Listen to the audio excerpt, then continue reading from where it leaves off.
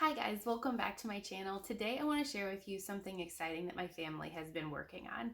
We have been building these blessing bags that we will have available, one, either to go out and actively looking for people that we can give them to, or to just have them in our van or our car for the ready when we are stopped at a stoplight, when we're stopped at a stop sign, and we see someone who is in need of maybe just a small blessing so that they're just ready to go and you're not fiddling for change or dollars that you can give them, but we have something set and ready to give them. So I cannot take credit for this. I know lots of people have probably seen this on social media. Honestly, that's where I found it. I can't take credit to it, but I did want to share this with anyone who might be interested in involving their kids in a way to have some, even if it's just a very small outreach opportunity, but have some sort of opportunity to get your kids involved with a way to show love to others. So what I have is, I'm just going to kind of go through. So let me see if I can get it to without a reflection on it.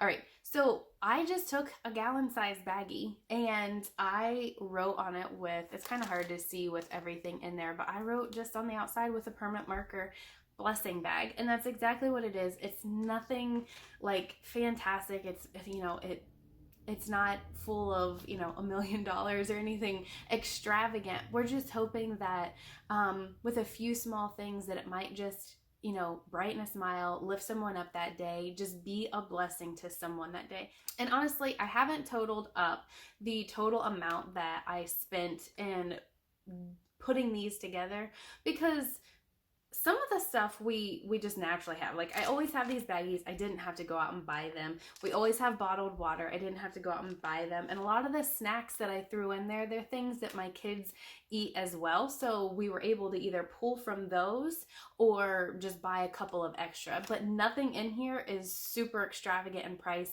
And you could probably pull it together in some way or fashion, maybe having a few different items or not all of these items, for maybe even under $5 a bag. But I'll go through everything that I've included in this bag and just give you some ideas of maybe how you and your family could work together to have these blessing bags so that you can go out in your city, your town, look for ways to be blessing, or like I said, just have them in the back of your car ready to hand out when you see someone who's in need. So the first thing, obviously, I just had a simple bottle of water to have available. Now in here I have just a little chicken salad with crackers. It's ready to eat. These I purchased at Aldi and I think they were about $1 a piece. I think this might have been the most pricey item that I included in here, but trying to give something that might be more like a small meal snack or something along those lines. I did see some people had bought, maybe you could have like a thing of crackers and put in the individualized things of peanut butter, which would also be a great idea as well. They had tuna packets as well for these. I just happened to grab the chicken salad. So we have those. The other expensive item that I had was just a pair of socks. When I was reading what people were including in them, they mentioned, especially since at least here in Ohio it is cold, it is snowy, they mentioned warm socks would be something nice because, when your feet are cold, it makes it really hard to get warm at any other time. So I just bought, I think it was just a 12-pack of Fruit of the Loom, and I think they might have ended up being, when I factored it out, maybe $1 a piece as well. So between the chicken salad and the socks, there's about $2 for each of those items. But other people mentioned maybe putting a scarf in or a pair of gloves, some sort of warm item that you could put in there that might help them. Let's see, I put in just a squeezable applesauce. Again, thinking I wasn't sure what the situation might be if they were to have utensils to be able to eat it. So trying to think of things that they would be able to eat without having a lot of stuff. So we have applesauce. We have, again, this is Aldi as well. It was like a 12-pack for maybe $4 or $5. So again, you're just splitting the cost up. I have a trail mix, again, from Aldi. Wasn't super expensive. We put in just a chewy granola bar. for them, as well as the Nature Valley Crunchy, the oats and honey. These were things that we had already had. I think we purchased them from Sam's Club, so it was this huge box that we already had. My kids enjoy those, so we just went ahead and threw in one of these as well. We had a pack of chocolates that were individually wrapped from Aldi, so we put in a chocolate for each. These were an Aldi purchase as well. It's just a small little beef jerky stick. And let's see what else we have. Again, some of the things that we had, they were just things that were lying around the house that the kids and I were thinking of. And we had just some little mints, so we threw in a couple of mints. We bought a package of chapstick that we were able to distribute between the bags, so they each have a chapstick. And then we debated on whether or not, because we know that in order to have hot chocolate, you do need hot water. So we threw this in there with the idea that maybe in a shelter or in, we hope to put in maybe like $2, whether that could be a bus fare or to be able to go into a warm restaurant, you know, and be able to buy something. Maybe they could also get a cup of hot water and to be able to make some hot chocolate. So we had these packets of hot chocolate, so we threw one in each, hoping that maybe they'll be able to have access to some hot water in some sort of location, but that would also allow them to have something real nice.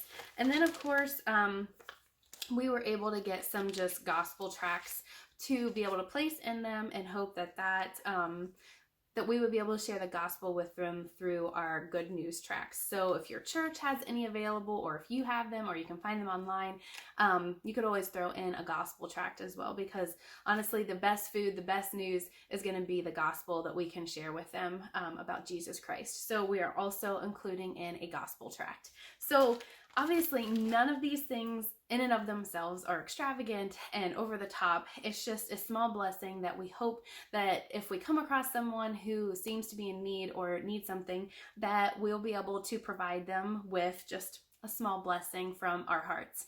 Now, one of the main reasons I wanted to do this was because we were able to involve our kids. We wanted to actively involve our kids in some form and fashion of an outreach. And we've looked into multiple different areas, and a lot of times there are age restrictions and requirements that kind of prohibit us when we have young kids to be able to be active and involved in those different ministries. So we were looking for just some way that we could get our entire family involved in this project. So I took the kids one afternoon. We were, out getting Christmas gifts and getting all of the other things for the holiday season. And we just figured we would also find some things that could be a blessing to some strangers that we didn't know. So we went to a couple of different stores. We were buying things, throwing in the cart, actively involving the kids and what they wanted to give to these people. So it was that's where it started, is getting them in the giving spirit to be able to give to others. So I took them with me to go and do the shopping.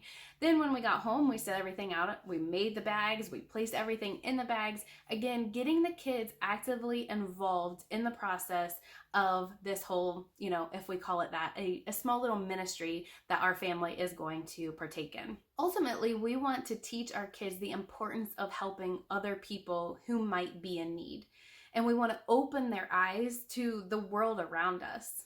Sometimes we can feel like we're in this little bubble and everything is perfect and happy and that there's no sadness or poverty in this world. So we really wanted to expose them and open their eyes that there are people who don't live in a home, and there aren't people who have food for every meal, and there are people who do not have a bed to sleep in every night.